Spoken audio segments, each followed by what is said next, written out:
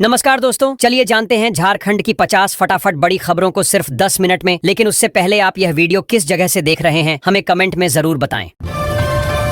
प्रधानमंत्री आवास लाभुकों के लिए खुशखबरी, 3,45,000 स्वीकृत आवासों के लिए केंद्र जल्द करेगा फंड। झारखंड में प्रधानमंत्री आवास योजना ग्रामीण PMAYG के लाभुकों के लिए राहत भरी खबर है। केंद्र सरकार ने हाल ही योजना की समीक्षा के बाद अधूरे पड़े ग्रामीण आवासों को पूरा करने के लिए राज्यों को 10,021 करोड़ रुपए से अधिक की पहली किस्त जारी करने का फैसला किया है। इससे झारखंड में राशि के अभाव में रुके हजारों आवासों के निर्माण को गति मिलने की उम्मीद है। वित्तीय वर्ष 2024-25 में झारखंड को 3,46,192 ग्रामीण आवासों का लक्ष्य मिला था, जिसके विरुद्ध 3,45,880 आवास स्वीकृत किए गए। हालांकि केंद्र से समय पर राशि नहीं मिलने के कारण बड़ी संख्या में लाभुकों को दूसरी और तीसरी किस्त नहीं मिल सकी, जिससे आवास निर्माण अधूरा रह गया। राज्य में अब तक 3,16,545 लाभुकों को पहली किस्त, 1,36,596 लाभुकों को दूसरी किस्त और केवल 26,900 लाभुकों को तीसरी किस्त का भुगतान किया जा सका है।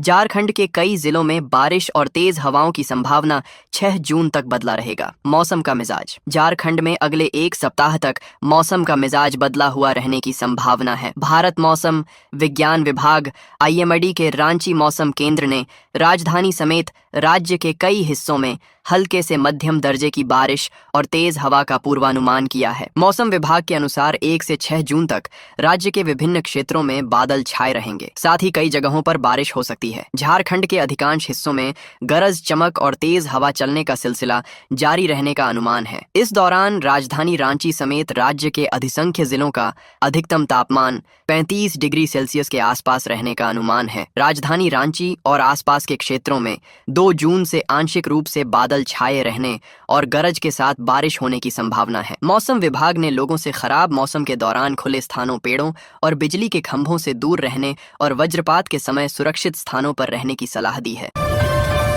झारखंड में परीक्षाओं का दौर। JSSC ने जारी की 510 पदों के लिए परीक्षा की तारीख। JPSSC JT को लेकर भी आई बड़ी खबर। झारखंड कर्मचारी चयन आयोग ने झारखंड क्षेत्रीय कार्यकर्ता प्रतियोगिता परीक्षा 2024 की तिथि घोषित कर दी है। यह लिखित परीक्षा 5 जुलाई को राज्य के विभिन्न केंद्रों पर आयोजित होगी। आयोग के अनुसार परीक्षा से संबंधित प्रवेश पत्र डाउनलोड करने के लिए लिंक आयोग के वेबसाइट पर जून माह के अंतिम सप्ताह में उपलब्ध कराया जाएगा।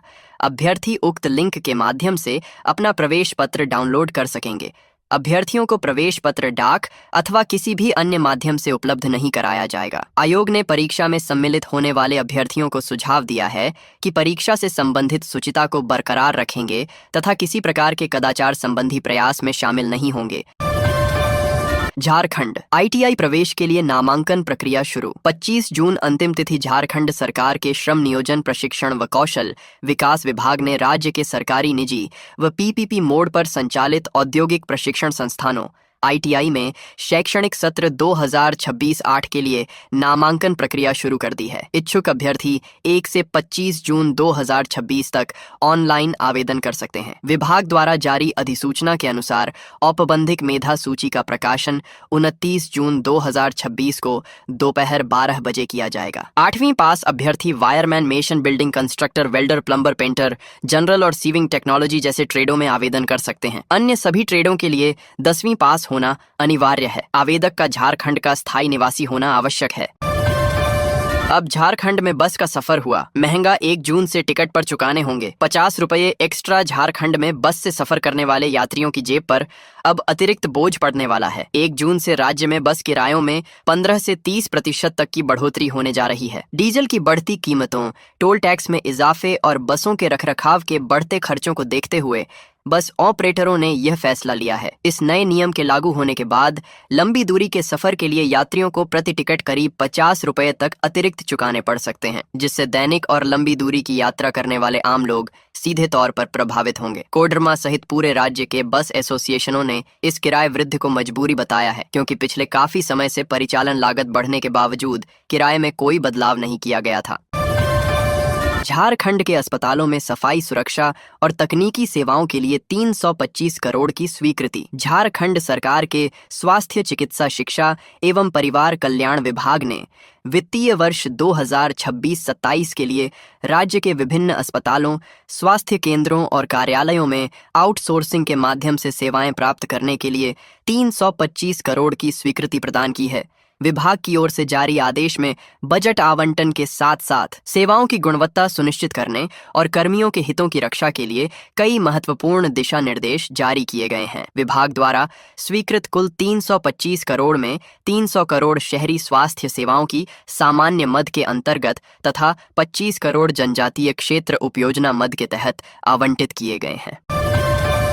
ट्रेनों में रात 11 बजे से सुबह 6 बजे तक नहीं मिलेगा खाना। IRCTC ने बदले नियम। अगर आप लेट नाइट डिनर करना पसंद करते हैं तो सफर के दौरान अपनी यह आदत बदलनी होगी। ट्रेनों में अब देर रात भोजन की सुविधा नहीं मिलेगी। रात 11 से सुबह 6 बजे तक पेंट्री सेवा बंद रहेगी। इस दौरान न तो खाने पीने की वस्तुएं मिलेंगी और गर्म पानी या चाय मिल सकेगी। Indian railway catering and tourism corporation IRCTC ने इससे जुड़ा आदेश जारी कर दिया है। इससे अब देर रात भोजन करने वाले यात्रियों को घर से टिफिन पैक कराकर ले जाना होगा या फिर स्टेशन पर उपलब्ध खाने पीने की वस्तुओं से भूख मिटानी होगी। पेट्रोल, डीजल और ATF पर एक्सपोर्ट ड्यूटी घटी। नई दरें 1 जून से लागू होंगी। देश के भीतर ईंधन खरीदने वालों पर कोई असर नहीं। केंद्र सरकार ने पेट्रोल, डीजल और हवाई जहाज के ईंधन पर एक्सपोर्ट ड्यूटी घटा दी है। शनिवार को जारी एक सरकारी बयान के अनुसार यह नई दरें 1 जून से लागू होंगी। हालांकि घरेलू खपत के लिए पेट्रोल और डीजल पर मौजूदा एक्साइज ड्यूटी दरों में कोई बदलाव नहीं किया गया है, यानी देश के भीतर ईंधन खरीदने वालों पर कोई असर नहीं पड़ेगा। इन दरों को हर 15 दिन में रिवाइज किया जाता है। यह बदलाव पिछली समीक्षा के बाद की अवधि के दौरान कच्चे तेल, पेट्रोल, डीजल और ATF की औसत अंतर्राष्ट्रीय कीमतों पर आधारित होती है। झारखंड मेधा छात्रवृत्ति परीक्षा का रिजल्ट जारी। 1800 विद्यार्थी हुए सफल। झारखंड एकेडमिक काउंसिल जैक की ओर से आयोजित राष्ट्रीय साधन सह मेधा छात्रवृत्ति परीक्षा NMMS 2026 का परीक्षा परिणाम शुक्रवार को आधिकारिक रूप से जारी कर दिया गया है। इस प्रतिष्ठित छात्रवृत्ति परीक्षा में राज्य भर से कुल 1800 अभ्यर्थियों को सफल घोषित किया गया है। जैक मुख्यालय के सभागार में आयोजित एक सादे समारोह में परीक्षा परिणाम की घोषणा की गई। सभागार में जैक के अध्यक्ष डॉ नटवा हांसदा ने आधिकारिक तौर पर परीक्षा परिणाम जारी किया। उन्होंने इस परीक्षा में सफलता हासिल करने वाले सभी विद्यार्थियों को बधाई दी और उनके उज्जवल भविष्य के लिए ढेरों शुभकामनाएं व्यक्त की। डॉक्टर हांसदा ने विद्यार्थियों को प्रेरित करते हुए कहा कि वे भविष्य में भी इसी तरह निरंतर परिश्रम करें और अपनी क्षमताओं को देश के विकास में लगाएं।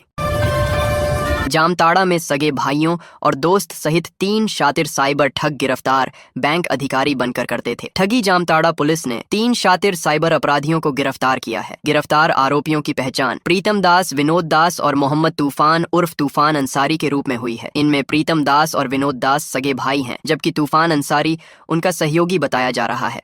ये सभी लोग खुद को बैंक अधिकारी बताया था। लोगों से ठगी करने वाले साइबर फ्रॉड गिरोह से जुड़े थे। पुलिस के अनुसार यह आरोपी लोगों को फोन कर यह झांसा देते थे कि उनके डेबिट या क्रेडिट कार्ड बंद हो जाएंगे या उन्हें तुरंत एक्टिवेट करने की जरूरत है। राज्यसभा चुनाव से पहले भाजपा में हलचल तेज। दिल्ली पहुंचे झारखंड के 3 बड़े नेता। राज्यसभा चुनाव को लेकर राजनीतिक गतिविधियां तेज हो गई हैं। इसी क्रम में झारखंड भाजपा के 3 वरिष्ठ नेता महत्वपूर्ण बैठक में शामिल होने के लिए दिल्ली रवाना हो गए हैं। दिल्ली जाने वालों में क्षेत्रीय संगठन मंत्री नागेंद्र नाथ त्रिपाठी, प्रदेश संगठन मंत्री कर्मवीर सिंह और प्रदेश अध्यक्ष आदित्य साहू शामिल हैं। बताया जा रहा है कि राष्ट्रीय स्तर पर आयोजित इस बैठक में राज्यसभा चुनाव को लेकर विस्तार से चर्चा होगी। बैठक में संभावित उम्मीदवारों के नामों पर विचार विमर्श किया जाएगा और प्रदेश नेतृत्व से राय ली जाएगी। झारखंड भाजपा के वरिष्ठ नेताओं से मिले फीडबैक और संगठन की रिपोर्ट के आधार पर उम्मीदवारों के चयन की प्रक्रिया आगे बढ़ेगी। बैठक के बाद भाजपा की केंद्रीय चुनाव समिति राज्यसभा उम्मीदवार के नाम पर अंतिम निर्णय ले सकती है। ऐसे में दिल्ली में होने वाली यह बैठक झारखंड भाजपा के लिए काफी महत्वपूर्ण मानी जा रही है।